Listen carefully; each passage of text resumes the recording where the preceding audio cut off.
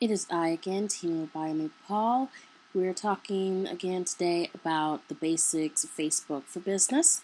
And I just wanted to give a couple of points, a couple of why should I even bother with Facebook kind of points before we even get into what you should be doing once you get there.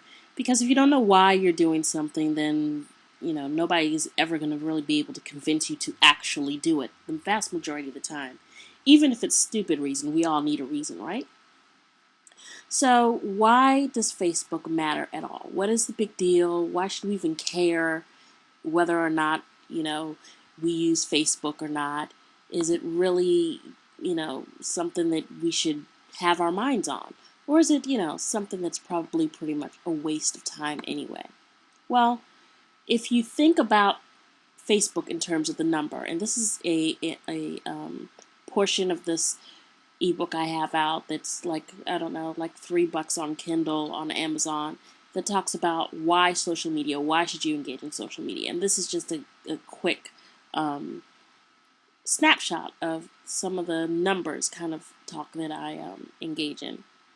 According to Harris Interactive, at the time that I first wrote this piece, 81% of adult U.S. Americans are online. And they're not talking about like through their mobile phones. That's 81% of adult U.S. Americans. That's 184 million people. 70% just about of which go online every single day. At the time, Facebook had 120 million active users, but now Facebook has almost 180 million active users. When Facebook was on Oprah a couple of days, they said 180 million. Their statistic page live right now says more than 175 million active users. That's a lot of people who are active.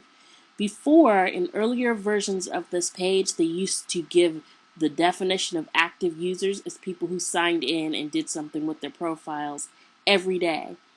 And that was half of the people using the site were coming in every day. Well, right now, I don't think it's half of the people using it every single day. It says down here that of the people who are updating their status, that's 18 million users, that's 10%. So, I mean, if you think about people who are using it, daily, averaging with everybody else, you're probably still getting people who have weekly contact with their Facebook profiles and with other people using Facebook. The average user has 120 friends on the site. So if you just had 120 people that you were connected to and they were connected to 120 people, well, your audience is potentially around 10,000 people, potentially. Now, will all those people always get all of your news? No. But it's nice to have a reach like that increase exponentially for free. So those are two of the reasons that they matter. Another big reason that I see is that more than half of the people in Facebook are outside of college. So if you're marketing to people who either have disposable income or who are adults, more than half of the people in Facebook are within your demographic most likely. But also, the fastest growing demographic is the one over 30. So again, disposable income, and people who are, going to want to engage with your content. Then you look at things like the fact that people in Facebook self-sort.